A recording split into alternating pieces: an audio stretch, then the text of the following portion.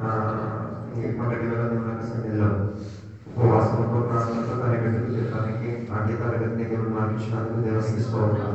మీరు ఎంతో ఉపవాసంతో ఉన్నారో నాకు తెలియదు. కొందరు ఉపవాసంతో ఉన్నారని నమ్ముచున్నాను, నాకు ఆ విషయం తెలియదు. కానీ మొదటి వేళ దేవుని సన్నిధిలో ఉపవాసంతో దేవుని సన్నిధిలో నిబంధన తీసుకున్న దేవుని యొక్క బిడ్డలు బట్టి దేవుని తీసుకునే కూడా రాబోయే రోజుల్లో ఉపవాసం గురించిన ప్రాధాన్యత వారి జీవితంలో తెలియదుగా దేవుడి వారి జీవితంలో సౌకర్యాలు దయచేసినందుకు దేవునికి స్తోత్రాలు. దేవుని యొక్క సేవకులు చెప్తున్న మాట అనుసరించే దేవుని బిడ్డలు ఉన్నారని సంఘంలో నేను నమ్ముతున్నాను. మరి ధిక్కరిస్తాను అని ఆసక్తితో ఉన్న దేవుని బిడ్డల పట్ల మనం ఏం చేసి తీరలేము. వారి ధిక్కరింపును దేవుడు చూచి దానికి తగిన ఆశీర్వాదం అయితే ఆశీర్వాదం, శిక్షానికి అయితే శిక్షానికి దేవుడు తగిన సమయంలో దేవుని యొక్క బిడ్డలకు ఇచ్చి తీరునుగా. ఈ పక్క దేవుని యొక్క సన్నిధిలో మనం ప్రార్థన సహకారంగా కూర్చుందాం. దేవుని యొక్క వాక్య భాగంలో నుంచి మనతో మాట్లాడగలడానికి ఆసక్తి చెంది మనం కూర్చుందాం. బైబిల్లో ప్రవర్తన గ్రంథముగా ఉన్న యెషయా గ్రంథం 1వ అధ్యాయం దాని మొదటి వచనాన్ని ఎవరో చదివి సాయం చేయండి.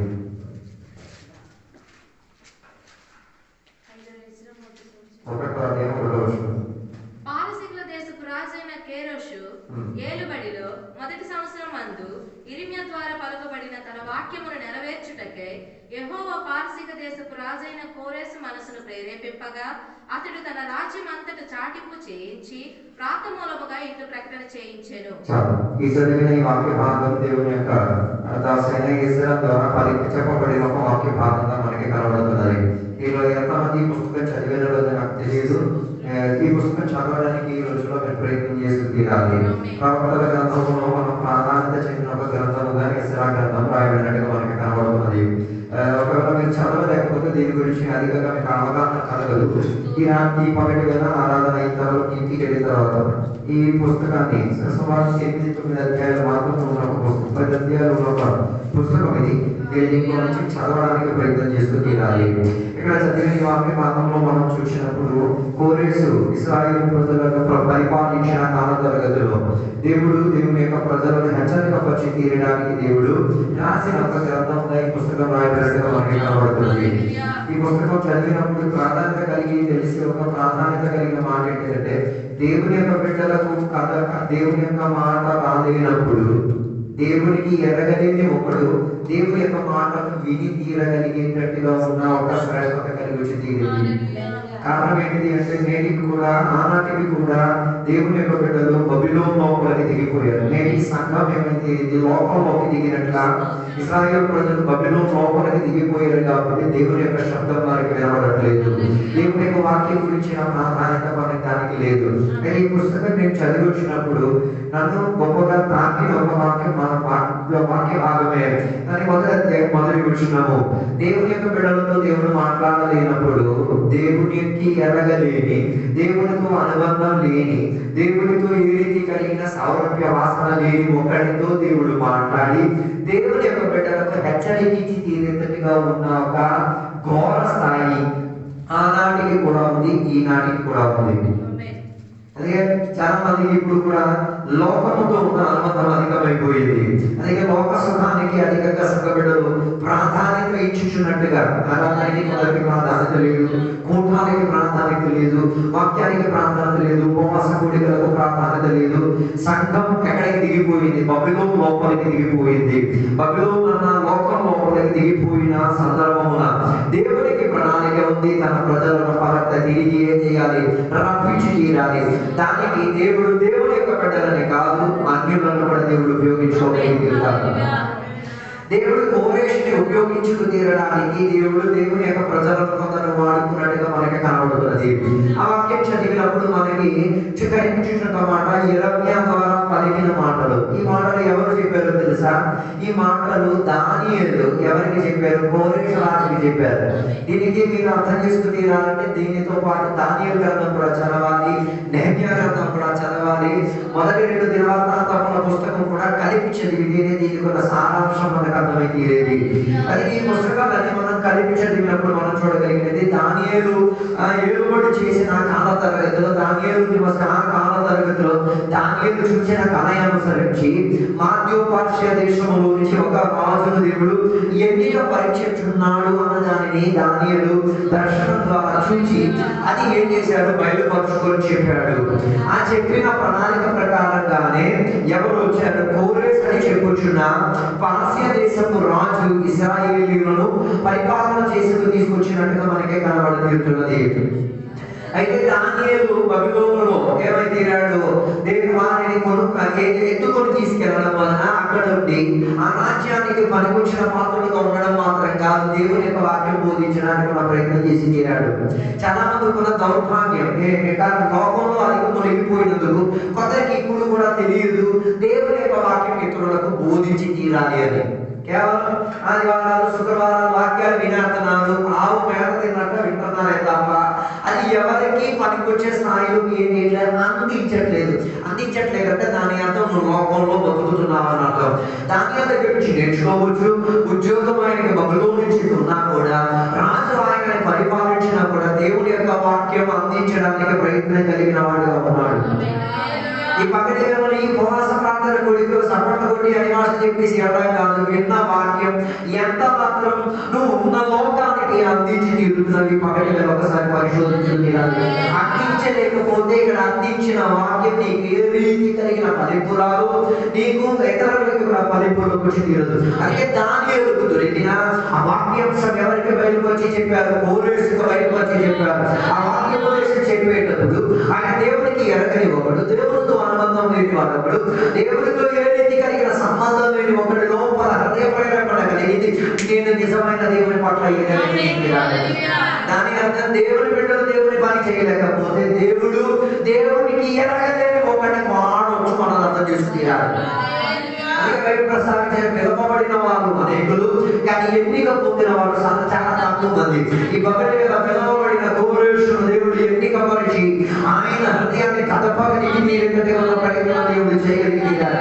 దాని అంతా దేవుని యొక్క ప్రజలు దేవుని ఆత్మ కదపలేకపోతే, దేవుని యొక్క ప్రజలు వాక్యం ద్వారా కదపబడలేకపోతే, దేవుని యొక్క ప్రజలు సేవకుల ద్వారా కదపలేకపోతే, నువ్వు అనుకో లోకములో ఉన్నావు, వాటిలోనే నీకు శాశ్వతమైన జీవిగా ఉంది, అక్కడుండి నీవేదేవు ఆత్మీయతలో ఏం సాధించి తీరలేవు. అందుకే ఈ ఎస్రా గ్రంథాన్ని మనం కలిపి చదివినప్పుడు ముగ్గురు దేవుని అభిషేక్తులను దేవుడు వాడుకున్నట్టుగా మనకి కనబడుతున్నది. ఒకటి మందిర నిర్మాణం గురించి జెరుబాబెలుని, రెండోదిగా వాక్య ధ్యానములో ప్రజలను హెచ్చరికపరిచి ఎస్రాను, దేవాలయం యొక్క గోడలను కట్టి తీరడానికి నెహెమ్యాను, ఇలా ముగ్గురు వ్యక్తిత్వాన్ని దేవుడు ఏం చేశాడు, బబిలోనులోనే ఉండి దేవుడు ఉపయోగించినట్టుగా మనకి కనబడుతున్నది. వారిని ఉపయోగించుకు తీరడానికి దానియేలు దేవుడి యొక్క వాక్యోపదేశం ఎవరికి చెప్పారు, కవోరెస్కి చెప్పగలిగిన ఈ పగటి కదా దేవుడి యొక్క బిడ్డలకు ఒక ఉడంబడిక దేవుడితో చేసుకున్నారు. విన్న వాక్యం నేను అందించేవాడిగా మారి తీరుతా, విన్న వాక్యం కట్టేసి వినేసి వెళ్ళిపోవడం కాదు, అది ఇతరులకు అందించి తీరుతా. అందుకే దేవుడి యొక్క బిడ్డల ఈ కాలంలో దానియేలులా మనం తయారై తీరాలి. బానిసత్వములో ఉన్న విధింపబడి ఉన్న ఆయన పెదవులో నుంచి దేవుడి యొక్క వాక్యం మాత్రం అందించగలిగేటట్టుగా మనకి కనబడుతున్నది. అందుకే దానియేలునే యెరెమీయా గ్రంథంలో పలికిన మాటలను తీసి ఎవరిని వివేచించుకొని చెప్పారు, రాజును వివేచించుకొని చెప్పారు. దాని అర్థం బబిలోనులో ఉంటూ ఉండగా, బబిలోను సొమ్ము తింటూ ఉండగా తన దేవునికి ఉన్న శ్రేష్టత కలిగిన ఆత్మీయ వాక్యములను విధజల్లగలిగిన మనస్తత్వం, ఇదే ఆత్మీయ తత్వం దేవుని యొక్క బిడ్డలుగా మనకుండి తీరాలి. నువ్వు లోకములో ఉండి తిని, లోకములో ఉండి సంపాదించి, లోకములో ఉండి జీవించి, లోక సరుకు కాదు లోకాన్ని అందించాల్సింది దేవుని యొక్క వాక్యం అందించి తీరాలి. ఆత్మీయతకు చెందేది అందించుకు తీరాలి. దేవుని యొక్క మందిరానికి కానీ పనికొచ్చేది అందించి తీరాలి. పరలోకాన్ని స్థాపించగలిగి తీరేటట్టుగా ఏదో అందించగలిగి తీరాలి. లేకపోతే అర్థం చేసుకో, నువ్వు లోకంలో బతుకుతున్నావు. అందుకే కదా చాలా మందికి లోకంలో ఉన్న సౌరభ్య వాసన అధికంగా నచ్చి తీరింది. అందుకే వారి ఆత్మీయ జీవితం ఏమైంది, నాశనం కలిగించండి. అందుకే లోకాన్ని ప్రేమించేవాడు దేవునికి ప్రేమించలేదు, లోకాన్ని ద్వేషించేవాడు దేవుని ప్రేమించగలిగి. అందుకే చెప్పిన మాట, నేను లోకాన్ని గెలిచి తిని. ఈ పగటిగా నువ్వు లోకాన్ని గెలిచావా లేదా అన్నది నీ ఆత్మీయ చర్యలో నీకు కనబడి తీరాలి. బబిలోనుకు ఒక ప్రత్యేకత ఉంది. అలాగే బబిలోనుకు ప్రత్యేకత వారి దేవుని సేవించరు. బబిలోనుకు రెండో ప్రత్యేకత వారికి దేవుడితో ఉన్న అనుబంధం ఉండదు. దేవుని యొక్క వాక్యాన్ని కూడా విపరీత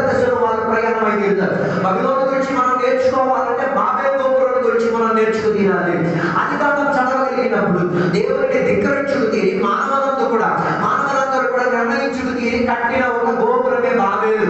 అది వాక్యానికి వ్యతిరేకత చెంది దేవుని యొక్క ఉపదేశములకు విపరీత దిశలో ప్రయాణమై తీరింది. అందుకే తెలుసుకు తీరాలి, దేవుని యొక్క వాక్యము లోకం కలిసి వెళ్ళదు, నువ్వు కలిపి తీసుకువెళ్ళలేవు. చాలా మంది దేవుని కలిపి తీసుకెళ్ళిపోతున్నారు. ఇటుపక్క ఆదివారాలు దేవుని దగ్గర గడుపుతూ అటుపక్క మిగతా రోజులు దేవుడు దేవుని కూడా గడిపేసే ప్రయత్నం. దాని అర్థం అట్లాంటి జీవితం జీవించడం వలన మీ జీవితాలకు వచ్చేది ఆశీర్వాదం కాదు, వదులుకోలేని శాపం. అందుకే బయట చెప్తున్న మాట, పాత గుడ్డలో ఏం చేయకూడదు, కొత్త గుడ్డ ఏం చేయకూడదు, కలపకూడదు. పాత గుడ్డలో ఏం చేయకూడదు, కొత్త ద్రాక్షారసం పోసుకోకూడదు. పోస్తే ఏమవుతుంది, అలా చేయొచ్చు, అన్ని భాషలు చెప్పవచ్చు, స్వార్థ చేయొచ్చు, అన్ని చేయొచ్చు, దానికి పని ఉండేది. అది ఎప్పటికీ ఏం కాదు, పనికొచ్చే చర్య ఉండేది తీరదు. అలాగే బబులోనప్పుడు బబులోనే, సంఘం ఎప్పుడు సంఘమే, సంఘం బబులో కలిసి వెళ్ళదు, విన్నత చెందేటట్టుగా వెళ్ళి తీరుతారు. అంటే చెప్పిన నా ఉద్దేశం, బబులోనులో నివాసి అయిన దానియేలు మా చెప్పిన మాటలు ఎవరిని కదిపి తీరింది, కోరేషని చెప్పిన రాజును కదపగలిగి తీరింది. కాకపోతే తెలుసు, ఆయన కదిలింపగలిగిన వాడు, దానియేలు కదిలిన వాడు కాబట్టి దేవుడు తనని కదిలింపగలిగి స్థితిగతిలో తీసుకువెళ్ళాడు. కోరేషుడు కొన్ని ప్రత్యేకతలు ఏంటో తెలుసా, వాడు దేవుడితో సంబంధి కాదు. వానికి దేవుడు యెహోవా దేవుడు మిగతా దేవుడితో ఒక దేవుడు లాగున్న భావన. మన దేవుడి మీద కూడా ఇలాంటి సంప్రదాయాలు ఉన్నాయి. ఆదివారాలు దేవుడితో ఉన్న అనుబంధాలు, మిగతా వారాలు అన్య దేవతల దేవుడితో ఉన్న అనుబంధాలు. రెండింటినీ ఏం చేస్తున్నారు, కలిపేస్తారు. అందుకే కదా దేవుడి బలాలను కూడా తినేస్తారు, విగ్రహాత్మకం కూడా తినేస్తారు. దేవుడి సన్నిధిలో కూడా ఉంటారు, దేవుని అడ్డొట్టేసి దేవుడి కాని సన్నిధిలో కూడా ఉంటారు. దాని అర్థం ఒకే చోట ఉండి రెండు పనులు చేసే, దాని అర్థం రెండు మనస్తత్వం చెందిన దేవుడు ఈ పగటి గల వాటిలో నుంచి విముక్తి పొంది తీరాలి. దేవుడు కోరే ఒక మాట, రెండు మనసు కలిగి ఉండడం కాదు, ఒకే నోట్లో నుంచి చేదు రాదు, మధురము రాదు. అయితే చేదైన అవసరం లేకపోతే మధురమైన అవసరం. ఒకే చేతిలో నుంచి మంచి పాపం చెడ్డపడము రాదు, వస్తే మంచి పాపమైన అవసరం, లేకపోతే చెడ్డపడమైన అవసరం. ఒకే రాజ్యానికి రెండు త్రోవలు ఉండవు, ఒకే త్రోవ ఉండి తీరేది. అది ఇరికైన రీతిగా ఉండి తీరుతుంది, ఇబ్బంది కలిగించే చర్యగా ఉండి తీరుతుంది. దానికి మనం ఏమి తీరాలి, వాక్యానుసారంగా నడిచే ఒక పద్ధతి ఉండి తీరాలి. అలాగే తీరితేనే బబులో నుంచి మనం వేర్పడగలిగి తీరేది. అందుకే కోరేషు అనుకున్నాడు, అన్ని దేవుళ్ళతో ఈ దేవుడు కూడా ఒక దేవుడు అనుకుంటున్నాడు. బైబిల్ బాగా ప్రస్తావించిన అన్ని దేవుడితో ఒక దేవుడు కాదు, యేసయ్య మాత్రమే దేవుడు. ఇది చెప్పితే చాలా మందికి ఎక్కడెక్కడో వేదన కలిగి తీరుతుంది. యేసయ్య తప్ప ఇంకొక దేవుడు లేడు, యేసయ్యకు మించిన ఒక దేవుడు లేడు, లేడు. కారణం ఏంటో బైబిల్ ప్రస్తావించేది, ఆయనకున్న ప్రత్యేకతల బైబిల్ గురించి చాలా వ్యాఖ్యానాలు ఉన్నాయి. ఆయన అన్ని దేవుళ్ళతో ఒక దేవుడు కాదు, అన్ని దేవుడు కన్నా భిన్నత చెందిన ఒక దేవుడు. అందుకే దేవుడికి ఉన్న ప్రజలు అన్ని తెలుసుకు తీరాలి, దేవుడు ఎప్పుడు వేరైన దేవుడే, దేవుడు ఎప్పుడు ప్రత్యేకత చెందిన దేవుడే. అందుకే దేవుడి గురించి అవగాహన కలిగితేనే దేవుడి యొక్క వాక్యం గురించి అవగాహన కలిగి వచ్చింది. కొందరికి ఇప్పుడు కూడా దేవుడి గురించి అవగాహన లేదు. అందుకే దేవుడి గురించి అవగాహన లేనందున దేవుడితో ఉన్న అనుబంధాన్ని వారు నిలబెట్టుకోలేకపోతున్నారు. అందుకే అన్ని దేవుడితో ఒక దేవుడు, యేసయ్య మాత్రమే దేవుడు. అందుకే రక్షణతో చెప్పేటప్పుడు రోమాపత్రికలో చెప్పిన మాట, ఒకటి యేసయ్య రక్షకుడిని అంగీకరించిన ఒప్పాల్సిన ఒకే ఒక ఒప్పందం ఏంటో, యేసయ్య మాత్రం దేవుడు. ఈ పగటి వేళ యేసయ్య మాత్రం దేవుడే తీరితే దాని అర్థం యేసయ్యకు మాత్రం నీ వ్యక్తిపరంగా స్వాధీనం ఉంటుంది, నీ ఆధారంలో యేసయ్యకు మాత్రమే స్వాధీనం ఉంటుంది, నీ కుటుంబంలో యేసయ్యకు మాత్రమే స్థానం ఉంటుంది, నీ ఆయుష్ మొత్తం యేసయ్యకు మాత్రమే ఏం చేయగలిగి తీరేది, స్నానం తీసుకోగలిగి తీరేది. అందుకే బైబిల్ చెప్తున్న హృదయం ముందు ఏం చేయాలి, విశ్వసించి తీరాలి, నోటితో ఏం చేయాలి, ఒప్పుకొని తీరాలి. ఏంటి విశ్వాసం, యేసయ్య మాత్రమే దేవుడు, యేసయ్యకి మించిన ఇంకేది నా జీవితంలో ఏది లేదు, ప్రాధాన్యత లేదు. దానిని నీవు హృదయంలో ఏం చేయాలి, ప్రస్తావించి తీరాలి, నమ్మి తీరాలి. దానికే చాలా మంది యొక్క విశ్వాసం కోటకి చెందిన విశ్వాసం. యేసయ్య ఏం లేదు, దేవుడిగా ప్రభువుగా ఏం చేయట్లేదు, హృదయంలో అంగీకరించట్లేదు. ఒకటి జీవితం, ఒకటి హృదయంలో యేసయ్య ప్రభుత్వం చేసి తీరితే ఇంకా ఏ దానికి ప్రాధాన్యత ఉండదు. అర్థం కాలేదు అనుకుంటాను. వాడి వ్యక్తిపర స్వాచ్ఛకు కూడా అక్కడ ఏమి ఉండదు, స్థానం ఉండదు. అర్థం కాలేదు. యేసయ్య ఒకటిలో ప్రభుత్వాన్ని చేయడం ప్రారంభించింది, యేసయ్య ఒకటిలో దేవుడిగా ఉండి తీరితే వాడి నిర్ణయాలు తీసుకోలేడు. అర్థం కాలేదు.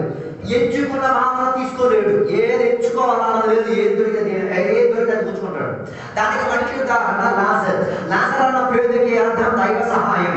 దానికి పరిశుద్ధాత్మక సాదృశ్యం కూడా మనం ఏం చేయొచ్చు, బైబిల్లో చూసినప్పుడు మనం చూచి తీరొచ్చు.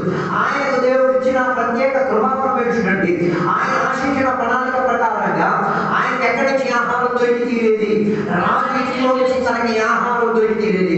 దొరికిన ఆహారానికి దేవుడికి కృతజ్ఞత కలిగిన వాడే ఉన్నాడు.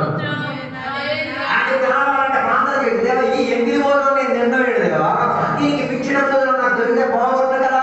కానీ ఆ వాక్య బలాల్లో ఎక్కడ కూడా ఆయన ప్రస్తావన లేదు. దొరికిన దాంట్లో ఆయన ఏం చేస్తున్నాడు, దేవుడికి నాకు దేవుడి దగ్గర నుంచి దొరికిన సహాయం. అందుకే కదా భద్రతలో చెప్తున్నా చెప్పిన దేవుడి యొక్క సహాయం కొరకు కోరిన మానవులను దేవుడు వెతికి తీరుతున్నాడు. అప్పుడు యేసయ్య ఒకరిలో ప్రభుత్వం అయింది. ఆయనకి ఎనీ టైం ఎవరి హెల్ప్ కావాలి, దేవుడి హెల్ప్ కావాలి. దేవుడి సహాయం అనేది తీరేది. కొన్ని సంఘంలో కొన్ని విశ్వాసాలని మనం ఎంత చెప్పినా మార్చలేము. అందుకే దేవుడు సేవలు చేసి చెప్పాలని తెలుసా, లేదా నా వల్ల ఇది మారడు, నేను ఎంత చెప్పినా ఇది మారడు, నీ చేతికి అప్పగించాలి, నీవు సహాయం చేయాలి ఇది మార్చి తీరడానికి. అలాంటి ప్రార్థన కానీ సేవలు కానీ చేసే అనుభవం నీ పద్ధతి ఎలా అయిపోతుందో ఒకసారి ఆలోచించు తీరు. అందుకే నేను చెప్పినప్పుడు అనుకున్న ఉద్దేశం, ఒక వ్యక్తి దైవ సహాయం ఆధారం చేసి తీరుతాడు. మనుషుల మీద ఆశ్రయించకూడదు తీరు, సొంత శక్తి మీద ఆశ్రయించాడు, సొంత బుద్ధి మీద ఆశ్రయించాడు, సొంత ఇష్టం మీద ఆశ్రయించింది, సొంత కుటుంబం మీద ఆశ్రయించాడు. అందుకే అబ్రహాముతో దేవుడు చెప్పినప్పుడు మాట, అబ్రహాముతో దేవుడు ప్రత్యక్షంగా చెప్పిన మాట, నేను నీకు చూపించిన దేశం వైపు ఏంటి ప్రయాణం పెట్టేదానికి ఏంటి అన్నింటినీ వదిలేమని చెప్పారు. యేసయ్య నీకు ప్రభుత్వాల కిందకు వచ్చేస్తే అందరితో కలిసి ప్రయాణం చేయదు. మనం అందరితో కలిసి ప్రయాణం చేస్తామంటే ఇటు బైబిల్లో కూడా ఉన్నాం, ఈ సంఘంలో కూడా ఉన్నాం అన్నట్టు. హలో, మనకి కుటుంబాలు ఉన్నాయి, అనుబంధాలు ఉన్నాయి, రక్త సంబంధాలు ఉన్నాయి, అన్నీ ఉన్నాయి. కానీ విశ్వాస విషయం వచ్చినప్పుడు, దేవుని యొక్క ప్రభుత్వ విషయం వచ్చినప్పుడు ఆ నలుగురే మనం దేవుడు వెళ్ళే అది ముందు ఫస్ట్గా తెలుసు తీరాలి. అందుకే బైబిల్ ప్రస్తావించి దేవుని బిడ్డలు అన్యులతో ఏది పొత్తు కలవలేరు. మరి పొత్తు కల్పించుకోవాలి నువ్వేంటి, వాళ్ళ చోట చెప్పు, వారి రక్షణ మార్గంలో తీసుకురా, దేవుని వాక్యం వారికి బోధించు, వారికి ఏం చేయాలి, రక్షణ కలిగే స్థితిగతిలో తీసుకురా, వారిని కలిపి ఎవరైనా ప్రయత్నించి. అర్థం కాలేదు. హలో, నాతో లేరు అనుకో. హలో, అందుకే ఒక దేవుని బిడ్డ ఒక అన్యుడి ఇంట్లో ఒక గంట ఉండలేడు. మరి మీరు ఉండగలుగుతారంటే అడ్జస్ట్మెంట్ జీవితం అన్నమాట. హలో, మా నాన్న దగ్గర ఒక విషయం కోసం ప్రార్థన చేశారు. మా నాన్న పెద్ద ఉన్నాడు, ఆ ఇంటికి ఒక రాత్రి కూడా మేమేం చేయలేదు, ఇన్ని సంవత్సరాల్లో గడవలేదు. హలో, ఆ రోజు కొంతమ్మా ఇంటికి వచ్చి ఏంటి ఉండు, అడుకో, భోజనం తినలేము, ఉండలేము. కారణం ఏంటిది, ఆయన విశ్వాసం నా విశ్వాసం ఏం కాదు, ఒకే రీతిగా కాదు. ఆయన ఎప్పుడు బాగా చెందేటట్టుగా కఠినోడికి చెందే పద్ధతి నాది ఎప్పుడు దేవుడితో పద్ధతి. అంటే నేను యేసయ్యకి దేవుడు ఆ ఇంటికి నేను వెళ్తే ఏదైతే మేము ప్రార్థన చేస్తాం, ఆ ఇంటికి మేము వెళ్తే బైబిల్ చేస్తున్నాం, ఆ ఇంటికి వెళ్తే మేము విశ్వాసం గురించి మాట్లాడతాం, అది అడిగి తాగుతుంది. దానివల్ల ఏం చేయడు, మనతో మాట్లాడు. దాంట్లో ఏమొస్తుంది, వికాసం వస్తుంది, దాంట్లో ఏమొస్తుంది, మనసు మాత్రం వస్తుంది. దాని తర్వాత ఎలా కూర్చొని మీరు తినేసి ఎక్కడి చేరుకోగలిగి తినేది. అందుకే నేను చెప్పొచ్చే మాట, భగవంతుడి సంఘాన్ని కలపకూడదు. దాని మూలంగా దొరికే శాపం ఎరగొట్టలేవు. దాన్ని ఎరగొట్టిన ముందు నీ దేవుడు ఎవరో తెలుసు తీరు. అబ్రహాముకు అర్థమైంది, యెహోవా మాత్రమే దేవుడు, యేసయ్య మాత్రమే దేవుడు, పరిశుద్ధాత్మ మాత్రమే దేవుడు. ఏ దేవుడికి నా కుటుంబ విషయంలో కానీ, నా వ్యక్తిగత విషయంలో కానీ, నా ఆచార విషయంలో కానీ, నా సంపాదన విషయంలో కానీ, నా యుద్ధ విషయంలో కానీ, నాకు నా వ్యక్తిగత సంబంధించిన ఏ విషయంలో కానీ దేనికి నేనేమి ఇచ్చి తీరను, చోటు ఇచ్చి తీరను. ఒక పొరపాటు జరిగింది. తనతోటి స్నేహితుడు తనతోటి కుటుంబీకుడిని కూడా ఏం చేశాడు, ప్రయాణంలో కొనసాగించి దేవుడు చెప్పడానికి తీసుకెళ్ళాడు. వెళ్ళినా కూడా వాళ్ళకి ఒక సందర్భం వచ్చింది, ఇరు వర్గాలకి ఎన్నికపరచడానికి ఒక అవకాశం వచ్చినప్పుడు ఏం చేయలేదు, అబ్రహాం ఎన్నికపరచలేదు. ఒక మాట అబ్రహాం చెప్పాడు, నువ్వు ఎడంకైతే నేను కుడికి. కారణమేంటిది, నువ్వు కుడికి వెళ్తే కుడికి నేను రాలేదు, నువ్వు ఎడంకైతే నేను ఎడంకి రాను, నువ్వు ఎడమైతే నేను కుడి. అలా వారి మధ్యలో ఏమొచ్చిందో కాస్త అపరోషం వచ్చి తీరింది. అందుకే నేను చెప్పినప్పుడు అనుకున్నాను ఉద్దేశం, యథార్థంగా దేవునికి ఎదిగిన వాడు ఎప్పుడు వేరు చెందేటట్టుగా ప్రయాణం చేస్తాడు, వేరు చెందేటట్టుగా నడుస్తాడు, వేరు చెందేటట్టుగా ఆలోచిస్తాడు, వేరు చెందేటట్టుగా వాక్యం ధ్యానిస్తాడు. అన్నింటినీ పట్టాలప్పుడు ఈ పగటి వేళ ఎక్కడైనా నిత్యత కలిపినది ఏమైనా ఉంటే ఈ పగటి వేళ దేవుని సన్నిధిలో ఒప్పేసుకొని చెప్పు, నీ ప్రభుత్వాన్ని, నీ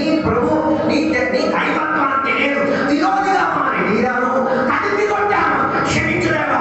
ఈ పగటిగా ఈ దైవత్వాన్ని గురించిన విలువ నాకు అర్థం చేయించలేవా? దైవత్వానికి విలువ అర్థమైనది కాబట్టి అందరితో కలిసి ఏం చేయలేకపోతున్నాం, ప్రయాణం చేయలేకపోతున్నాం. బబిలోనులో ఉన్న బబిలోనులోనికి రాలేకపోతున్నది. కారణం ఏంటిది? దేవుని యొక్క ప్రభుత్వం నాలో ఉన్నది కాబట్టి. అందుకే దానియేలు గురించి బైబిల్ చెప్పింది, ఆయన బబిలోనులో నివసించి ఆయన పేరును మార్చేశాడు. ఆయన జీవిత స్థితిగతి మొత్తం బాబిలోనుకి చెందినదైనా కూడా లోపల ఉన్న ఆ దైవత్వం మాత్రం వదిలిపెట్టి తీరలేదు. ఆయనకి చెప్పిన ఒక మాట, ఆయన చెప్పారు, రాజుగారు ప్రస్తావించారు తెలుసా, ఆయన తప్ప ఇంకెవరికి ఏం చేయకూడదు. హలో, మొక్కకూడదు అన్నారు కానీ ప్రాంతం చేయకూడదు అనలేదు. అందరికి అది అర్థం కాదు. మొక్కకూడదని చెప్తే దాని అర్థం ప్రార్థన కూడా దాంట్లో పోతుంది అని అర్థం. హలో, రావడం కష్టం. హలో, అందుకే కదా ఆ సాతాను యేసయ్య దగ్గరికి వచ్చి చెప్పిన తర్వాత నన్ను ఒక్కసారి ఏం చేస్తే చాలు, సాధ్యపడి నమస్కారం చేసేస్తే చాలు, మొత్తం ఏం చేసి రాసి ఇచ్చేసి తీరుతాను. దాని ఆయన దాన్ని ఏం చేయలే, అంగీకరించి తీరలే. కారణం ఏంటిది? ఇది నేను మీ దగ్గర నుంచి పొందుకోవాల్సిన అవసరం లేదు, ఇది కోవిడ్ నా దగ్గరికి వచ్చే అందుకే ఆయన ఏం చేయలేదు, మొక్కి తీరలేదు. అందుకే అన్నింటినీ మొక్కడం కాదు. హలో, కొందరు అన్నింటినీ మొక్కేస్తారు. అందుకే దానియేలు ఏం చేయలేదు, మొక్కడానికి వెళ్ళలేదు. దానియేలు ఏం చేశాడు తెలుసా? ఆయన ఒక పద్ధతి ఉంది. ఏంటిది? రోజుకు 3 వరాలు ఏం చేస్తాడు? యెరూషలేము తట్టు దేవుడు చుట్టి కన్నీరు విడిచి ఏం చేశాడు? విలపించి, దేవా మాకు ఇందులో నుంచి మాకేం కావాలి, విముక్తి కావాలి. ఇందులో నుంచి వారు ఎక్కడో అన్య దేశంలో పరదేశిగా వారిని ఇరికింపబడి ఉన్నది, ఇందులో నుంచి మమ్మల్ని ఏం చేయాలి? విడిపించిన దేవా. పొద్దున మధ్యాహ్నం సాయంత్రం 3 పూట్ల ఏంటంటే కిటికీ విప్పేసి మరి వాక్యం దాని వాక్యాధారం ఉంది. ఇస్రాయేలు ప్రజలు పరదేశిగా యెరూషలేము నుంచి వేరే ఏదైనా దేశానికి వెళ్ళి తిరిగితే వారు ఏం చేయాలి? 3 సార్లు ఏం చేయాలి? ఇది మన సంఘటన మొదలెట్టేసుకుని 3 పూట్ల పేరు ఉద్దు తవ్వతారు. ఉద్దు తవ్వతలే 3 పూట్ల ఏం చేస్తాను? ప్రార్థన చేస్తాను. కిటికీ వాక్యాధార కిటికీ అదకి రాలేదు. అందుకే కదా కొత్త నిబంధనల కోసం మీరు ప్రార్థన చేసినప్పుడు ఎక్కడికి ఉన్నారు? నీ గదిలో అదే కొద్ది కామన్ సెన్స్ చేద్దాం చెప్పి బైబిల్లో రాయబడి ఉంది, కిటికీ తీసి ఏం చేయి. అరే బాబా, అది ఆనందం సిద్ధాంతం. దేవుని బిడ్డలకి చెప్పేటప్పుడు ఏమొచ్చింది? ప్రార్థన చేసి తీయడానికి ఏం చేయాలి? నీకున్న మనసును కేంద్రీకరించకుండా దేవుని ప్రార్థన చేసేటప్పుడు మన మనసు ఎక్కడ ఉండి తీరాలి? దేవుని మీద ఉండి తీరాలి. కొందరు అలాగే ప్రార్థన చేస్తా తలుపు తెచ్చినప్పుడు అది కూడా వెళ్ళి తెచ్చేస్తారు. హలో, ఏం లేదు, ఏకాగ్రత లేదు. ఏకాగ్రత లేని ప్రార్థన చాలా మంది ప్రార్థన. అందుకే దాని అర్థం ఏం చేయాలి? తలుపు వెయ్యగలిగి తీరితే పెట్టెలిపి తలుపు వెయ్యగలిగి తీరాలి. దాని అర్థం ప్రార్థనలో వెళ్ళి తీరితే మరి తలుపు ఉన్నదని ఎవడో ఒక తగ్గాడని ఎవడో నీకు పిలుస్తాడన్నది కూడా నీ ఏకాగ్రతకి ఏం చేయకూడదు. మన ప్రార్థన కూడా దొరకరాలే. హలో, రెండోదిగా ప్రార్థన చేసేటప్పుడు ఏం చేయాలి? కళ్ళను మూసి దేవుని సన్నిధిలో ఏకాగ్రత చెంది ఎవరికి ప్రార్థన చేస్తున్నాం, ఎవరి నామంలో ప్రార్థన చేస్తున్నాం, ఎవరికి ఆరాధన చేస్తున్నాం అన్నది ఏం చేయాలి? గుర్తుకొచ్చి తీరాలి. అన్న దేవుని యొక్క ఆలయానికి వెళ్ళి ప్రార్థన చేసేటప్పుడు పెదవులు మాత్రం కదులుతున్నాయి తప్ప మనోవేదన ఎక్కడి నుంచి వచ్చేది? హృదయం లోపల నుంచి బయటకు వచ్చి తీరేది. మొత్తం ఎప్పి చెప్పేటప్పుడు తన ప్రార్థన సేవకుడికి అర్థం కాలేదు, తన ప్రార్థన దేవునికి అర్థమై తీరింది. ఈ పగలమైన ఆరాధన ప్రార్థన ఇతరులను చూపించడానికి కాదు, ఏకాగ్రతతో దేవునితో ఏకమైన. దాని అర్థం ఎక్కడ కూర్చొని నువ్వు ఎక్కడికి వెళ్తున్నావు? కృపాసింహాసనం ఎదురుకు వెళ్తున్నావు. నీ విషయాన్ని దేవుని సన్నిధిలో అప్పగించుకుని తిరుగుతున్నావు. దాని నీ మనసు, శరీరం, ప్రాణం మొత్తం ఏవైతే కలుపుబడి స్థాయిలో ఎక్కడికి వెళ్ళి తీరాలి. అందుకే మన ప్రార్థన అనేది ఉంటుంది. ప్రార్థన ఏం ఉండదు, ఏకాగ్రత ఉండదు. హలో, అందుకే కదా దానిలో చేసిన ప్రార్థన ఏముంటుంది? ఏకాగ్రత. ఆయన తెలుసు కిటికీ తీయడం వలన ఆయన శబ్దులు ఆయన చూస్తాను. ఆయన గురించి ఉన్న చరిత్రలు మొత్తం రాజుకెళ్ళి చెప్పి ప్రార్థన విషయం తెలిసిన కూడా అలవాటు మానలేడు కదా. ప్రార్థనకు అలవాటు ఉన్నవాడు, యేసయ్య ప్రభుత్వానికి అలవాటు పడినవాడు ప్రార్థన ఏం చేయడు? ఆపడు. కొన్ని దేశాల్లో మనకి ప్రార్థన చేయడం బయటకు తీసుకోవడానికి ఏం లేదు. అర్హత లేని దేశాలు ఉన్నాయి, ప్రార్థన చేసుకోవడానికి అర్హత లేని దేశాలు ఉన్నాయి.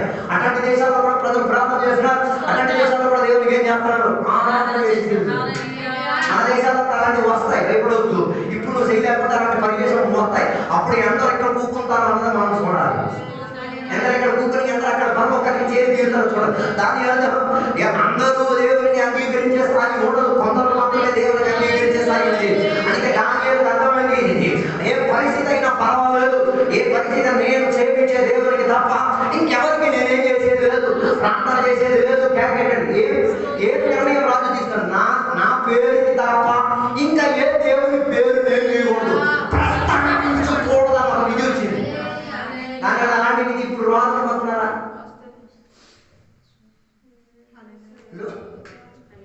అందుకే కొందరు అలాంటి విధులు ఇప్పుడు కూడా ఉన్నాయి,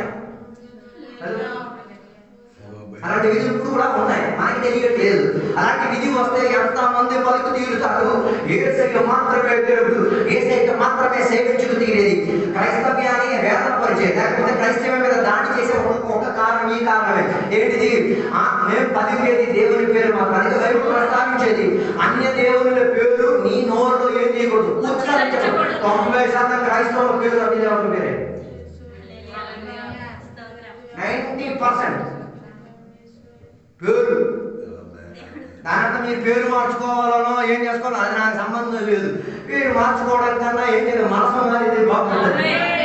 దాని అర్థం ఒక్కొక్క మనిషికి నా పేరు పిలిచేటువంటి లోపల ఏం రావాలి, అయ్యో దేవా అన్ని దేవతకు పలికే పేరు మారిపోతున్నది, దీనికి నేనేం చేసి తీరాలి దేవా, మనోవేదన ఎక్కడి నుంచి రావాలి, నా దేవుని లోపల నుంచి బయటికి రావాలి. అర్థం కాలేదు అనుకుంటా. కాబట్టి దేవుని మీద ఉన్న ఆశ్రయం, దేవుని మీద ఉన్న ఆరాధనకున్న అనుబంధం పేరు మీద కూడా ఏం కలిగి తీరేది, భయం కలిగి వచ్చి తీరేది. అందుకే కదా పౌలు యొక్క పేరు దేవుడు షౌలుగా మార్చారు, యాకోబు యొక్క పేరు దేవుడు ఇశ్రాయేలు మార్చారు, దేవుడు మార్చారు. మనం మార్చుకోవడం కాదు. ఎందుకు అలా మార్చి తీయడానికి కారణం ఆ దేవుడి దగ్గర గోరు తీరాడు దేవా, స్వభావం మారితే పేరు కూడా మార్చగలిగే స్థాయి అభిచి తీరు దేవా. అందుకే ఏమైతే ఆయన ఎక్కడ పడేశారు, సింహపు ఫోన్లో పడేశారు. పడేసేటప్పుడు కూడా ఆయన ఏం చేయలేదు, దేవునికి ఏనాలు చేసే విషయంలో తగ్గిపోయి చూస్తూ తినలేదు. ఆయన వెయిట్ చేస్తాడు, సింహమా మనం ఎప్పుడు తినేస్తామని. సింహం ఏం చేసినా ఏం చేయదు, నోరు తెరవదు. కారణం ఏంటో తెలుసా, నిజంగా దేవుని మీద ఆధారపడిన వాడు, దేవుని యొక్క ప్రభుత్వం కింద దేవునికి యజమానిగా ప్రభువుగా అంగీకరించిన వాడి కొరకు దేవుడి ఏం చేసేది, దిగ్గు వచ్చి తీరడానికి. అట్లాంటి రాజే, అట్లాంటి మనిషి దానియేలు దేవుని గురించి ప్రస్తావించారు. దాని చెక్కు చేయమంట. ఇలాంటి వేదన చర్యలో కూడా దేవుని వదలలేడు, సౌకర్యం చెందిన చర్యలో కూడా దేవుని గురించి పాలిస్తాడు. అందుకే దాని చెప్పడానికి కారణం, దేవుని సన్నిధిలో ప్రార్థన చేస్తేనే ఎక్కడ పడేశారు, సింహాసనంలో.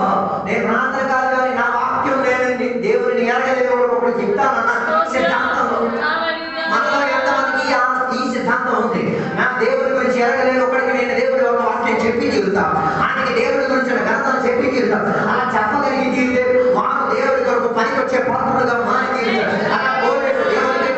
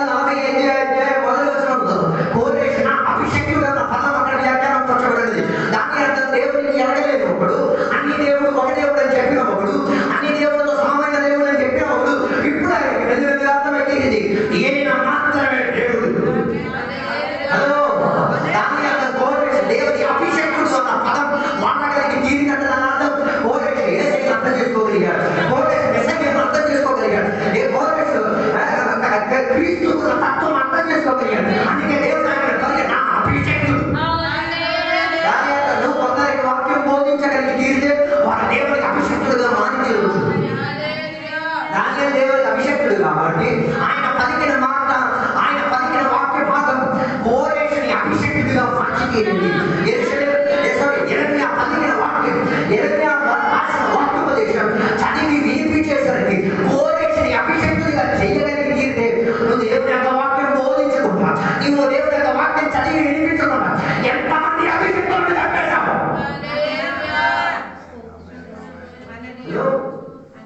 నీ మూలంగా ఎన్ని అభిషక్తులు చచ్చిపోయారు. అందుకే కదా పోయిన వారం నేను దేవుని యొక్క వాక్యోపదేశంలో నేను చెప్పాను, ఒక బుద్ధివాడికి ఏం చేయకూడదు, నీతిమంతుడైన ఒకడు ఏం చెప్తున్నా తప్పించకూడదు. అలా తప్పిస్తే వాడు ఎవడు శాపగ్రస్తుడు. 95% దేవుని వాడు చేసే పని అదే. బైబిల్ చెప్పిన మాట, మీరు లోకానికి ఏమై ఉన్నారు, దాని అర్థం నీకేముంది దృష్టం. దాని అర్థం వెలుగు లేని వారు ఎవరు, చీకట్లో జీవించిన వారు. అప్పుడు చూపు ఉన్నవాడు గుడ్డోళ్ళు ఏం చేస్తున్నాడు, అదే తప్పించేది. నీకు వాక్యం గురించి తెలుసు, నీకు ఎప్పుడు ఆరాధన చేయాలి, ఎక్కడెక్కడ ఆరాధన చేయాలి, ఎక్కడెక్కడ ఏం చేయాలి అని నీకు తెలుసు. చెయ్యకపోతే దాని అర్థం ఏంటి? హలో, అలాగే కొందరికి ఇప్పుడు కూడా వేదన కలగట్లేదు. ఏమని, నేను ఒక గుడ్డోడిని, ఇప్పుడు గుడ్డోడిని త్రోవ తప్పిస్తే ఏం కలిగింది, పడతాడు, మనకు ఆనందం కలిగింది. హలో, దాన్ని సైకాట్రీలో వాడే పదం శాడిజం. ఇంకొకటి వేదన, ఇడికేమి శాడిజం. శాడిజం అన్నమాట దుష్టాత్మ శక్తి వ్యాపారం. అంటే ఇంకొకటి వేదన పడేదాన్ని ఆనందిస్తే అది శాపం అన్నది దేవుడు ఏం చేయట్లేదు, గుర్తించట్లేదు. హలో, లోకం పాపంలోకి వెళ్ళినప్పుడు, లోకంలో ఉన్న వ్యవస్థని అతిక్రమానికి దాడి చేసుకున్నప్పుడు నువ్వు దాంట్లో సుఖపడేసి 3 పూట్ల తినేసి దేవా స్తోత్రం అన్నప్పుడు మర్చిపోతున్న వాడు కూడా దేవుని అభిషేకుడు అవ్వాల్సిన వేదికను నువ్వే వేస్తావు. ఎదుగుండి కూడా చీకటి వచ్చింది, అది శాపం అన్నది పగడగా అర్థం చేసుకుని అది శాపమే. ఆ శాపం పగడాలంటే ఏం చేయాలి, నువ్వు బోధించాలి ప్రజలకు. ఏమని సత్య మార్గం అంటే ఏంటో. లేకపోతే ఎక్కడ అడవిలో నివసించేవాడు, అడవి తిండి తినేవాడు, అడవి వస్త్రాలు ధరించుకునేవాడు, అడవిలో కేకేసిన వాడు పట్టణంలో జరిగిన ఒక్కొక్క పొరపాటు ఏం చేశాడు, గట్టి కేకేసి చెప్పాడు. ఏం చెప్పడానికి కారణం ఆయనకు తెలిసి నేనేం చెప్పలేకపోతే నేను గుడ్డోడికి ఏం చేసేటట్టు ఉంటది, తప్పించేటట్టుగా నా లోపల అన్యాయాలకు చెందిన శాడిజం చెందిన శక్తి వచ్చేది. ఈ పగటిలో అలా చేసుకుంటే శాడిజం శక్తి వచ్చుంటే ఈ ఉపవాస ప్రాంతాలు కూడా దాన్ని బద్దలు కొట్టేసుకో. ఇంకొకటి దుఃఖంలో దుఃఖమైతే రాలే తప్ప ఇంకొకటి దుఃఖంలో నేను ఏం చేయగలను ఆనందించే శాడిజం నాకు అక్కర్లేదు. గుడ్డోడు పడిపోతున్న ఆనందించడానికి కాదు, గుడ్డోడు పడిపోయేటప్పుడు లేవనగలిగే, చూపించుకోగలిగే, అయితే చూపించగలిగే, చూపించగలిగే, ప్రార్థన చేయగలిగే, వాక్యం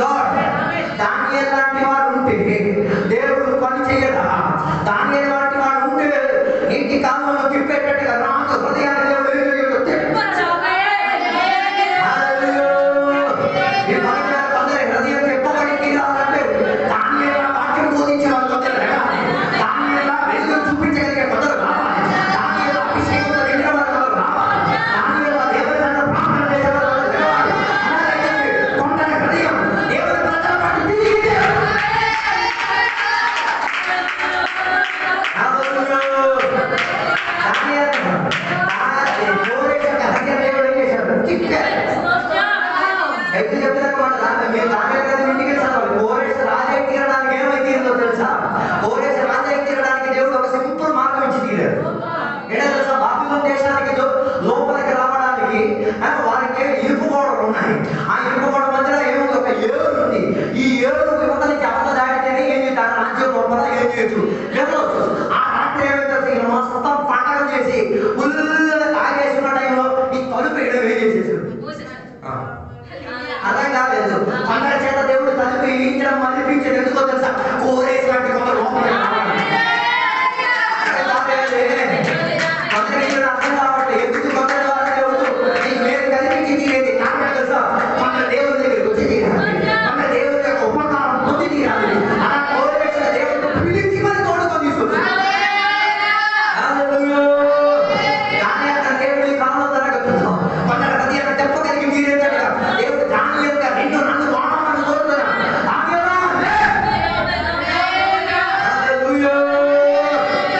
నువ్వు లేవగలిగి తీరితే, నువ్వు దేవుడి మాట వినగలిగి తీరితే, నువ్వు దేవుడి సన్నిధిలో పశ్చాత్తాప పడగలిగి తీరితే, నువ్వు దేవుడికి పరిచయం చేయగలిగి మనస్తత్వం కలిగి తీరితే, నువ్వు దేవుడి కొరకు ఇచ్చి తీయడానికి మనసు సిద్ధపరచగలిగి తీరితే, పని చేయడానికి దేవుడు సిద్ధం.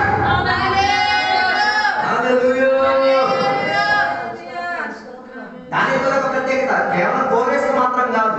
నెబుకద్నెజర్ కూడా వాక్యం చెప్పాడు, దయవేసి కూడా వాక్యం చెప్పాడు. దొరికిన రోజులు మొత్తం అర్థం కాలేదు అనుకుంటా. ఆయన తిండి తిని, ఆయన సొమ్ము తిని, ఆయన ఇంట్లో చాకరీ పని చేసి ఈయన దేవుడి గురించి ఆయన చెప్తున్నాడు. ఈయన కోసమే దేవుడు నేను పిలిచాడు. ఆరాధన ఎక్కడ కొన్ని పక్కన తెచ్చేవాడు ఆరాధన అక్కర్లేదు, మూటాలు అక్కర్లేదు, పనే పనే పనే పనే పీకెక్కడ దేవుడు ఉంటాడు. నేను ఎవరికి చెప్పించట్లేదు, నేను వాస్తవం చెప్తున్నాను. దేవుడు నీకు పనిచ్చింది దేనికి? దేవుడు నీకు బంధువుల్లో నివసింపజేసింది దేనికి? దేవుడు నీకు లోకంలో నివసింపజేసింది దేనికి? అక్కడ నుండి దిగి అక్కడ నుండి కొందరు ఏం చేయగలిగి తీరాలి, దేవుడి కోసం రాగలిగి తీరాలి. కొందరికి అభిషేకం అదే మనకి పనికిచ్చారు. గుర్తులే కాదు, పని ఇచ్చేసి ఆరాధన ఎగ్గొట్టడం కాదు. ఆయన ఆరాధన కొందరు తెచ్చు తీరడానికి, విశ్వాసంలో కొందరు బలపరిచి తీరడానికి, అభిషేకంలో కొందరు దింపి తీరడానికి, దేవుడికి ఆరాధన చేసే ప్రణాళికలకు కొందరు లోపల. అందుకే మిక్సింగ్ చేయలేవాళ్ళు చాలా మంది. దేని ఆత్మీయతలో ఉద్యోగాన్ని చేయలేకపోతున్నారు. కేరళలో ఒక అమ్మ విశ్వాసే గొప్పగా ప్రార్థన చేసి ఆమె ఏం పని దొరికేది కాదు. సంఘపడాలి అందరూ కలిపి ఒక ఆవును గురించి ఇచ్చారు. ఈ అమ్మ చెప్పుడు చెప్తున్నా ఎవరు పని ఇవ్వట్లేదు, కొని పాలు అమ్మేసి ఏం చేయొచ్చు, బతకొచ్చు. ఆ ఇచ్చిందే వాళ్ళకి పెద్ద ప్రాబ్లం అయిపోయింది. ఫస్ట్ వారం గడ్డి కోసం వెళ్ళింది, రెండో వారం దాన్ని వైద్యశాలకు తీసుకెళ్ళడానికి వెళ్ళింది, మూడో వారం దానికి విరోచనాలు పట్టింది, ఏదో జరిగింది ఆగిపోయింది. ఇలా కొన్ని వారాలు ఏమైంది, చివరికి సంఘపడే ప్రార్థన మార్చేశారు. దేవా మేము ప్రయాసపడి కష్టపడి మేము ఇచ్చిన పశువు, ఆ పశువు ఆ అమ్మ ఆరాధన ఆత్మీయతను పాడు చేసేస్తుంది. దేవా అది పాడపోవాలంటే ఇచ్చింది పోవాలి. ఇలా ఉండగా ఉండదు పిడిగిపడింది, ఏం చచ్చింది. ఆ వారం ఒక నాన్నతో వచ్చి కూర్చున్నప్పుడే మాస్టర్ గారికి విశ్వాసం అర్థమైంది, అయితే అదేనా చచ్చి ఉంటుంది, లేకపోతే ఇంకనే చాలా జరుగుతుంది. అప్పుడు నేను చెప్పుకొచ్చిన మాట, ఆత్మీయతకు ఆరాధనకు అభ్యంతర పరిస్థితి చాలా చచ్చి తీరు, దేవుని దగ్గర చచ్చి తీరేందుకు కూడా అవకాశం ఉంచకూడదు.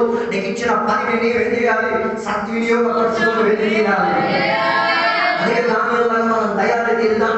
పొందిన ఆయన స్వాత చెప్పింది మామూలు కాదు, డైరెక్ట్ వారికి అలా చెప్పడం వల్ల ఉద్యోగం కూడా ఏమవుతుంది. యథార్థంగా దేవుని మీద ఆసక్తి ఉన్నవాడు ఉద్యోగం పోయిన మీద ప్రాబ్లం ఏమో అర్థం కాలేదు. యథార్థంగా దేవుని మనం ఉద్యోగం పట్టేసుకుంటాడు, ఉద్యోగం పట్టుకుంటే దేవుడు ఉన్నాడు. అర్థం కాలేదు. కానీ ఉద్యోగం ఏం చేయొచ్చు, ఒక్క నిమిషంలో ఓడవీయచ్చు, జైల్లో పడేసేవాడు, కానీ భయపడలేదు. అందుకే పిరికి ఆత్మ మనలో ఉండకూడదు. బైబిల్ ప్రకటన పిరికి ఆత్మ దేవుని యొక్క రాజ్యం ఏం చేయదు, భయపెట్టించే ఆత్మ. భయం అన్నిటికీ భయం అయితే ఇంకేది. బైబిల్ దేని గురించి భయం ఉందో చెప్తున్నారు తెలుసా? పిలిపి పత్రిక 2:11 దేని గురించి తెలుసా? ఏ విషయం గురించి భయపడండి? నీ ఆత్మీయత, నీ రక్షణ పోకుండా నిమిత్తం ఏం చేయాలి? భయపడాలి. ఏమని? నీ రక్షణ ఏం చేయొచ్చు? పోకపోవచ్చు. ఎలా? శారీరక క్రియ బయటకు వస్తే రక్షణ పోయినట్టే. పోయిన వారు కూడా చెప్పారు కదా, శారీరక క్రియలు అంటే ఏంటో. ఇది బయటకు వచ్చిందంటే ఏం పోయినట్టు. దాని విషయంలో భయపడండి. అర్థం లేదు. అదో అక్కడ వైపు ఆ విషయం, ఏది విషయం గురించి? అయ్యో, ఈ లోకంలో నిన్ను ఉంటుండగా, ఈ శరీరం లోకంలో నివసించుతుండగా నా శరీరం ఏం చేయకూడదు? రక్షణను పోగొట్టి తీరేటట్టుగా. అదే కదా బయట చెప్తున్న శారీరక క్రియలు దేవుని ఆత్మిక క్రియ ఎప్పుడు ఏం చేస్తుంటది? ఎదిరిస్తూనే ఉంటుంది. అది నేను చెప్పిన ఉద్దేశం ఆ విషయంలో భయపడాలి తప్ప ఐక్య విషయంలో ఏం చేయగలదు? భయపడక్కర్లేదు. నీ శరీరాన్ని చంపే దాని గురించి కాదు, నీ ప్రాణాన్ని నరకానికి తీసుకెళ్లే దాని గురించి భయపడి తీరాలి. అది ఈ పగటిలో నేను చెప్పొచ్చే ఉద్దేశం నీటి కాదు అని దేవుడి రాజు హృదయం చెప్పడానికి కారణం తెలుసా? దేవుడి యొక్క శబ్దం ఆలకించిన కొందరున్నారు కాబట్టి, దేవుడి యొక్క మాట లోబడే కొందరున్నారు కాబట్టి, దేవుడి యొక్క మాట సిద్ధు లేకుండా, భయం లేకుండా ధైర్యంతో దేవుడికి పని చేయడం ఎందుకో తెలుసా? ఎక్కడ పని చేయడం అక్కడ స్వార్థ చెప్పాలి. అక్కడ ప్రాంతం అంటే చూపించాలి. అక్కడ అభిషేకం అంటే చూపించాలి. అక్కడ తెలియాలి ఏం నేను చేస్తున్నాను. మొదటి పనులు ఎందుకు ఇచ్చామో కూడా అది తెలియదు. అందుకే కదా అపోస్తల క్రియలో ఒక సహోదరి గురించి బయట ప్రస్తావించేది. ఆమెకి ఉన్న పని ఏంటో తెలుసా? కుట్టి స్పాట్ చేయడమే. ఆమె ఏం చేసేది? మంచి టైలర్ అమ్మ. ఆమె నుంచి దొరికిన టైలరింగ్ పని ఏం చేసేది తెలుసా? ఉపకారం చేసేది. అందలా కాదు, పేక కోసేసి మొత్తం వసూలు చేసుకో ఇవన్నీ ఎక్కడికి తీసుకెళ్ళిపోతాం. ఆయన పేక కోసుకొని తీసుకోవాలి. దొరికిన దాంట్లో ఏం చేసేది? కొంత భాగం ఏం చేసేది? పేదలకు, దరిద్రులకు, పరదేశాలకు ఏం చేసేది? బట్టలకు. మనదన్నీ స్వభావం పెడతారు, బట్టలు కూడా మీకే స్వభావం. ఎవరిది? అయ్యగారిది.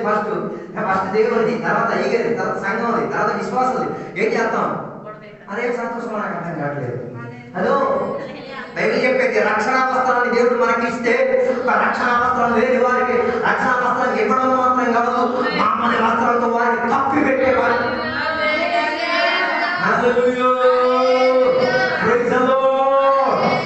చెప్పి రావడానికి ఉద్దేశం ఏం చేసేది? దేవుని యొక్క రాజ్యం పనికొచ్చేటట్టుగా, దేవుని యొక్క సంఘానికి పనికొచ్చేటట్టుగా ఏం చేసేది? ఉపచారాన్ని, ఉద్యోగానికి తగ్గట్టు. మనం అనుకున్న ఉద్యోగం చేస్తున్న సౌభాగ్యం చేత అయిపోయింది అనుకుంటున్నాను. చాలా మంది అనుకుంటున్నాను ఉద్యోగం చేస్తున్నాను, 10,000 రూపీస్ అనుకోండి, 2,000 దేవుడికి ఇచ్చేస్తే అమ్మయ్యా అయిపోయింది. మిగతా 8,000 నువ్వేం చేయాలి? ఆత్మను సంపాదించాలి. ఆత్మీయ చర్యలోకి ప్రజలు తీసుకురావాలి. వారు దేవుని దగ్గరికి రావాలి. లేకపోతే ఏమవ్వద్దు? వడ్డీ సరిపోదు. ఏ వడ్డీ? ఆత్మ విషయం గురించి వడ్డీ సరిపోదు. ఉద్దేశం కోరేష్ హృదయాన్ని కదిపిన దేవుడు ఈ పగటి వేళ మన హృదయాన్ని కూడా కదిపి తీరేటట్టుగా దేవుడి కొందరిని ఉపయోగించి తీరాలి. ఈ పగటి వేళ వాక్య సందర్భాన్ని కదిపి తీరుతున్నాడు. రెండోగా బైబిల్ ప్రస్తావించేది దావీదు హృదయాన్ని దేవుడు ఏం చేశాడు? కదిపారు. కడపల వలన ఏమై తీరాడు? దేవుడి కొరకు మందిరం కట్టి తీరడానికి ఏమై తీరాడు? అన్ని సిద్ధపరుస్తూ తీరాడు. మొదటి దినవృత్తాంతముల పుస్తకం 29వ అధ్యాయం ఇంటికి వెళ్ళి చదవగలిగితే దేవునికి మందిరం కట్టి తీరడానికి ఏం చేశాడు తెలుసా? అన్ని ప్రక్రియలను సిద్ధపరచుకొని వచ్చాడు. ఎందుకు? హృదయం దేవుడి కొరకు ఏమైంది? కదిలింది కాబట్టి. దేవుడి కొరకు హృదయం కథలబడి తీరితే ఏదైనా దేవుడి కొరకు కట్టేటట్టు ఉంటుంది. రక్షణ పొంది, మానవ పొంది, ఆత్మాభిషేకం పొంది ఆచరణ చేసి దేవుడి కొరకు కట్టించడం ఏమైనా ఉందా? కొత్తగా విచారణ చేయండి. నీ మూలంగా కట్టబడినది ఏమైనా ఉందా? నీ చేతి పని ద్వారా జరిగినది ఏమైనా ఉందా? నీ డబ్బు ద్వారా జరిగినది ఏమైనా ఉందా? నీ బుద్ధి ద్వారా జరిగింది ఏమైనా ఉందా? నీ శక్తి ద్వారా జరిగినది ఏమైనా ఏం లేకపోతే నువ్వు రక్షణ పొందిన దాంట్లో ఏం లేదు. దావీదు కదా దావీదు చెప్పాడు, నేను విజయం సాధించి, గెలుపు సాధించి, సంపాదించిన సంపాదనలో దేవుడి కొరకు మందిరం కట్టించి తీరడానికి ఏం చేశాడు? కొంత నేను సిద్ధపరిచి తీరాడు. కొంత అంటే ఏదో ఆసి చూసి డుక్లీ వస్తువులు కాదు, అన్నిటికైనా ఖరీదు చెందేది. అందుకే దేవునికి ఇచ్చేటప్పుడు ముష్టిది, అడుగుతుంది, సచ్చింది ఇవ్వకూడదు. కొందరికి దేవునికి ఇచ్చే విషయం తెలియదు. దేవునికి ఇచ్చింది ఏడా వాడతారు, ఆడా వాడతారు. మొన్న ఒక చోటకి మేము బల్లారానికి వెళ్ళాం. బల్లారా ఇది తీసుకొచ్చాడు. హలో, మన దాంట్లో కూడా అలాంటి స్వభావం పనులు. దేవుని పనుల కోసం వాడిన ఏ వస్తువు ఎక్కడికి వెళ్ళకూడదు, ఇంకెక్కడికి వెళ్ళకూడదు. అది ఏ వస్తువు అయినా. అర్థం కాలేదు. ఈ మిక్సింగ్ జరిగితే పరలోకానికి వెళ్ళలేవు. అందుకే కదా బైబిల్ చెప్తున్న మాట, దేవుని యొక్క ఆలయంలో ఉన్న వస్తువు తీసుకెళ్లి రాజు అందులో మధ్య పోసేసుకొని ఏం చేసేవాడు. నువ్వు ఇక్కడ అలా చేస్తే గోడ మీదకి రాత్రి ఉంటుంది. గోడ మీద రాత్రి రాకుండా దేవుని వస్తువు దేవునికి ఇచ్చేది. మిక్సింగ్ వ్యాపారం లేదు. ఒక వస్తువు నేను దేవునికి ఇస్తానని చెప్పితే అది మాట్లాడాలి, దేవుని ఒకే ఇల్లు తీరాలి. అర్థం కాలేదు అనుకోండి. ఒక వస్తువు నిర్ణయించావు, ఇది దేవుడి కొరకు ఉన్నది. అదో ఆ వస్తువు మరి ఇంకెవరికి? దేవుడికి మాత్రమే. అబ్రహాముతో దేవుడు చెప్పినంత వాడు, నేను కొడుకుని నాకేం చేయి, బలియాగా ఇచ్చాడు. అది దాన్ని ఆయన తిరిగి అడగలే, ఇచ్చేసాడు. హలో, ఎంత గురించి కూడా బైబిల్ చెప్పేది అదేగా మాట కదా. నేను యుద్ధానికి వెళ్ళి గెలుపొచ్చిన తర్వాత ఎవరు నాకు ఒక అవసరానికి తీరుతాను, నేనేం చేస్తాను, ఇచ్చి తీరుతాను. దాన్ని మళ్ళీ తిరిగి ఏం చేయలేదు. అది దేవుని నిర్ణయమే. దానికి ఇచ్చింది ఎవరికి ఇచ్చి? దేవునికి ఇచ్చింది. ఎదుగో దేవుని పరిచయం నిమిత్తం, దేవుడిని సేవించే నిమిత్తం, దేవుడికి ఆరాధన చేసే నిమిత్తం, దేవుడి పేరు పరిచయం నిమిత్తం ఇచ్చి దేవుడు తిప్పితేనే కొంత దేవుని కొరకు ఏం చేయగలిగింది, ఇచ్చుకోగలిగింది, పుచ్చుకోగలిగింది. లేకపోతే దేవుడికి నమ్మేటారు. హలో, అధికంగా దేవుని ప్రార్థన చేసి ఎవరిని కనబెట్టారు? దేవుని బ్యాంకింగ్ కనబెట్టారు, దేవుని ఆశీర్వాదాలు కనబెట్టారు. హలో, అర్థం కాలేదు. హలో, అర్థం కాలేదు. దేవుడికి కనబెట్టేస్తున్నారు, దేవుడికి కనబెట్టేస్తున్నారు. దేవుడికి కనబెట్టడం కాదు, దేవుడికి ఇచ్చేది దాన్ని ఏం చేయాలి, దేవుడికి ఇచ్చి తీరాలి. ఈ పక్కన కదా దావీదుకు దేవుడు ఇచ్చిన దాన్ని ఏం చేశాడు, దేవుడికి ఇచ్చి తీరి వెయిట్ చేశాడు. ఆయన అర్థమేమో అంటాడు, కానీ దేవుడి ప్రేరణ ఏమో తెలుసా, నీ చేతిలో రక్తపాతం ఉంది కాబట్టి నువ్వు. అర్థం కాలేదు. హలో, ఎందుకు దావీదు హృదయ దేవుడు కలిపిన దావీదు ఎందుకు దేవుడికి కట్టలేదు? చేతిలో ఏముంది? ఈరోజు అర్థం చేసుకో. ఎందరూ హత్య చేసిన రక్తం నీ చేతికి ఉంది. ఎందరికి స్వార్థ చెప్పకుండా, ఎందరి కోసం ఆరాధన, ఎందరి కోసం ఆత్మీక మాటలు చెప్పకుండా ఎందరి హత్య నీ చేతికి ఉంది. ఎందరి హత్య రక్తం నీ చేతిలో ఉంది. అలాగైతే నువ్వు దేవుని కొరకు ఏం చేయలేవు, ఏ కక్ష లేవు, ఏం చేయలేవు. అది బైబిల్ ప్రస్తావించింది. నీ తోటి సహోదరుని వెర్రివాడా అంటే దాని అర్థం నువ్వు ఏం చేసి చెప్తున్నావు, తీర్పుకు యోగ్యమై ఉన్నావు. నీ తోటి సహోదరుని ఏం చేయలేదు, నిర్లక్ష్య భావంతో చూడలేవు. నీ తోటి సహోదరుని ధిక్కరించలేవు, నీ తోటి సహోదరుని తొక్కలేవు, నీ తోటి సహోదరుని మీద వివాహం చూపించాలి. అలా చేయలేవు. అంతకుడివే.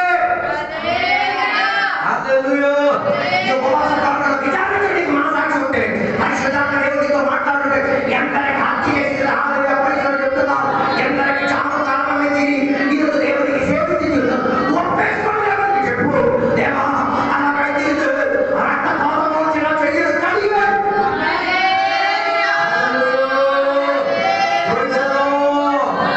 ఎప్పటి నుంచి దాని జీవితంలో రక్తపాతానికి అనుభవం వచ్చింది, ఎప్పటి నుంచి భోజనం తన జీవితానికి వచ్చాడు, అప్పటి నుంచి రక్తపాతం వాడి మీదకే వెళ్ళేది. అందుకని వచ్చింది ఈ పక్కన దేవుడి కొట్టేదా, దేవుడి కొరకు కట్టాలంటే నీ చెయ్యి క్లీన్ ఉండాలి.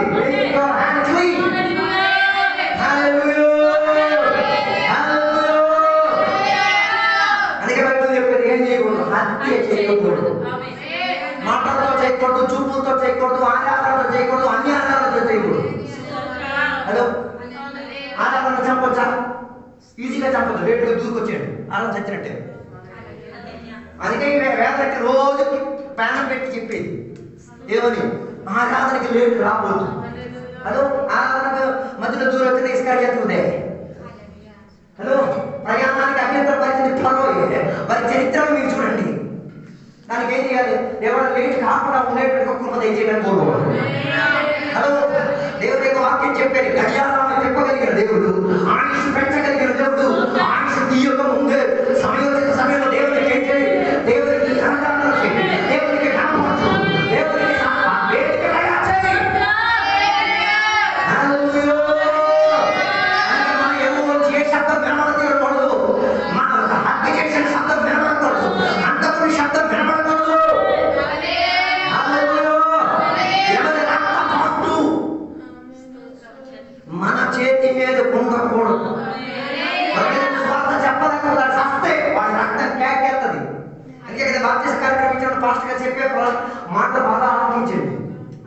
సాక్ష్యం చెప్పేటప్పుడు ఏం చెప్తారో తెలుసా?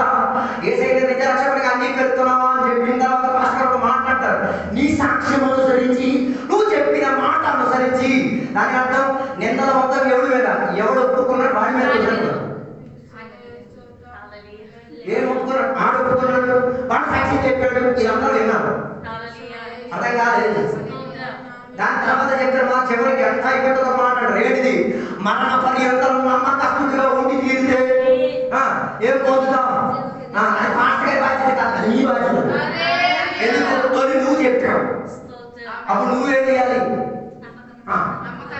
అది నమ్మకం ఇచ్చుకు చూసావు, నమ్మకం జీవించిన నమ్మకం, స్వార్థ చెప్పేదాకా నమ్మకం, అసమాస తమస పాపదు. లేకపోతే జీవ కిరీటం దక్కదు. ఈ పగటిలో ఉపవాసంలో విమర్శించండి, పరిశుద్ధాత్మతో మాట్లాడండి, ఒక సంఘర్షణలోకి రండి. ఎక్కడ హత్య చేసుంటే ఏడు రాక ఫలితం మా చేతి మీదకి, నా కుటుంబం మీద వచ్చుంటే ఈ రాత్రి వేళ పగటి వేళ దేవ క్షమించండి. అందులో అక్కడ పరిహారం తీరలేవు. దాని ద్వారా దేవుడి కొరకు ఏదో కట్టాలి, దాని కొరకు నేను దేవుడికి పనితో చెప్పాలి. మోషే దేవుడి యొక్క రాజ్యంలో చేరలేకపోవడానికి, కనాన దేశం చూడకపోవడానికి ఒక కారణం, ఒక కారణం ఆయన చేతిలో ఏముండేది? నిర్దోష రక్తం ఉంది. అదో ఇతను కొట్టుకున్నాడు, వీళ్ళు వెళ్ళేసి ఏం చేశాడు? అదో దాని అర్థం ఇద్దరు విశ్వాసం కొట్టుకున్నాడు. నువ్వు వెళ్ళేసి ఇద్దరిని సమపరిచావు, వెరీ గుడ్. ఒకరికి పూరి ఎవరికైనా హరికేసి వచ్చి కూర్చున్నావు అర్థం. అదో ఇద్దరు విశ్వాసం మాట్లాడలేదు. నీకు తెలుసు నువ్వు అన్ని కలపలేకుండా బండాలను వచ్చినావు, అంత కలిగినావు.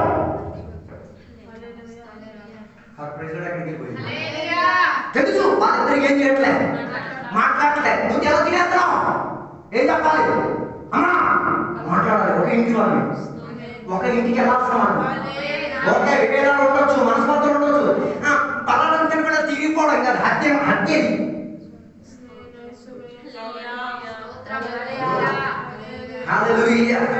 ఈ పక్కటి గల హత్యల నుంచి ఏం చేయాలి? విముక్తి పొంది బయటికి రావాలి. దేవా ఈ రక్తంతో నాకు ఎవరు చెప్పినట్టుగా, పిలాతు చెప్పినట్టుగా ఈ రక్తంతో నాకేం లేదు అంటూ లేదు అని అడిగేశాడు. దాన్ని అడిగేసాడంటే మాఫీ అయిపోయిందా? ఎప్పుడు మాఫీ అయ్యాను? ఆడు వేసేట రక్షకులుగా అంగీకరించింది.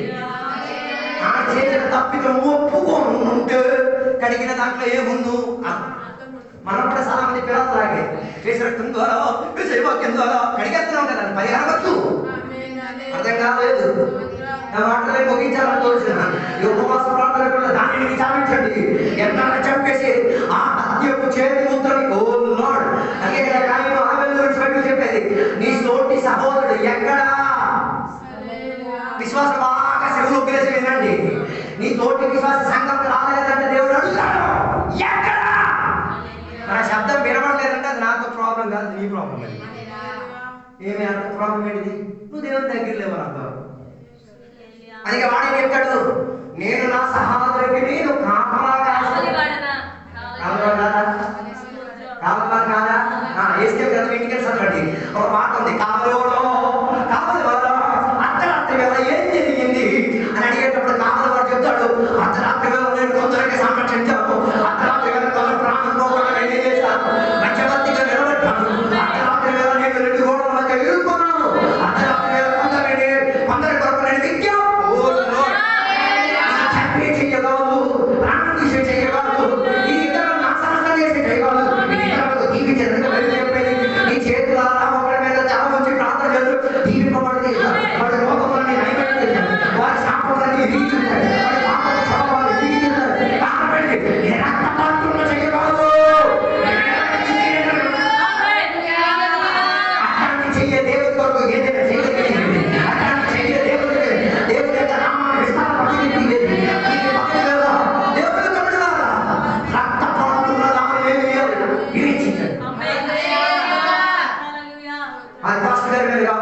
విశ్వాసం మీద కావచ్చు, తోటి సంఘ బిడ్డ మీద కావచ్చు, బయట మీద కావచ్చు, ఎవరి మీదైనా.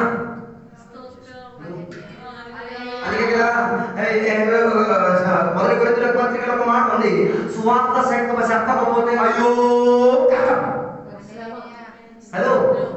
అక్కడ సువార్తలు కాదు, యథార్థ ట్రాన్స్లేషన్ లో వాక్యం వాక్యం సువార్తగా ప్రకటించకపోతే అయ్యో కష్టం.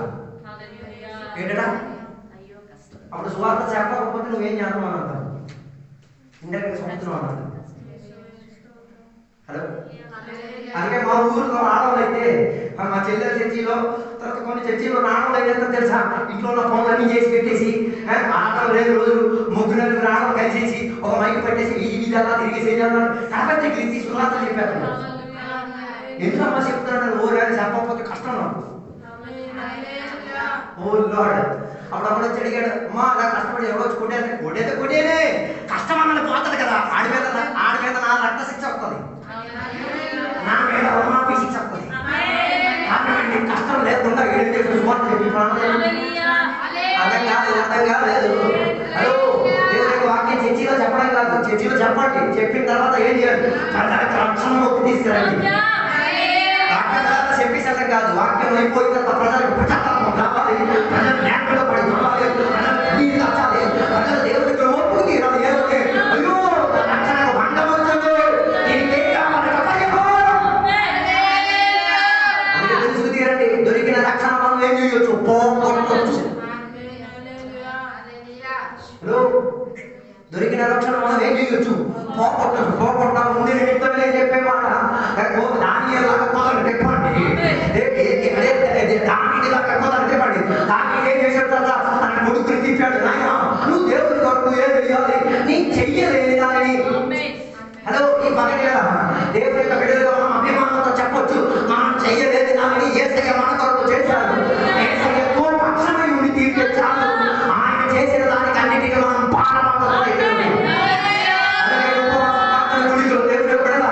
చేతికి రక్త పంట లేదు, ఏసయ్య చెట్టుకి ఎవరి మీద నిందారోపణ లేదు, ఏసయ్య చేతి మీద ఏది లేదు, ఏ రీతి కలిగిన దోషం లేదు. ఆయన పరిశుద్ధుడు, ఆయనలో పాపం లేదు, ఆయన పాపం చేయలేదు, ఆయన పాపం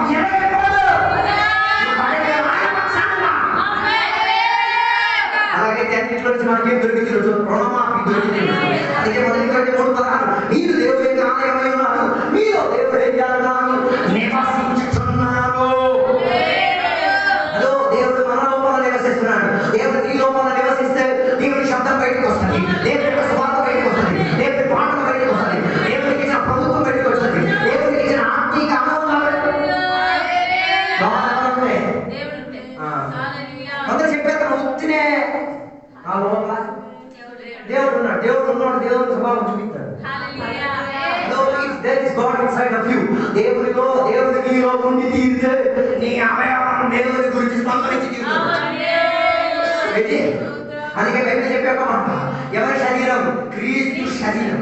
క్రీస్తు శరీరంలో మనం ఎవరమే, అవయవాలమే. దాని అర్థం ఆయన తల అయితే మనం ఏమై ఉన్నాం, మిగతా అవయవాలు అయి ఉన్నాం. దాని అర్థం చెయ్యట చూపితే క్రీస్తుకి అర్థమైతే ఉంటుంది. అందుకే మనం సిగరెట్ తాగట్లేదు, ఈ క్రీస్తు ఈ చేతి చెయ్యాలి క్రీస్తుకి. ఈ చేతితో సిగరెట్ తాగేసి దీన్ని ఏం చేయరు, ఈ చెయ్య దేవుడి, ఈ చెవి దేవుడిది, ఈ హృదయం దేవుడిది, ఈ డైజెస్టివ్ సిస్టమ్ దేవుడిది. అందుకే అన్ని ఆహారం మేమేం చేయరు.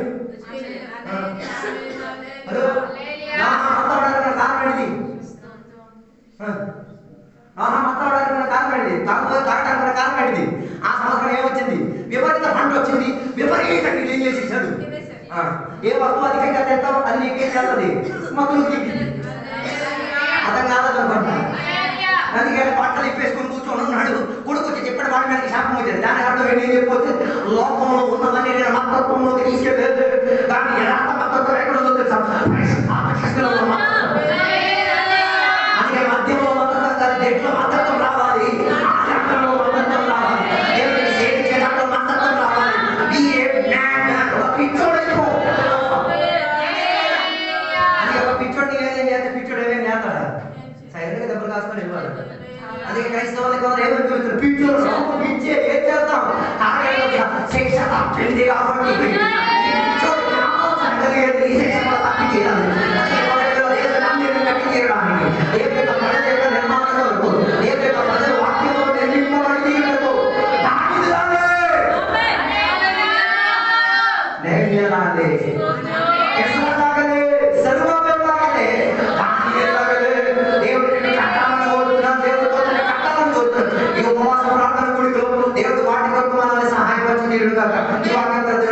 దీవించుగాక.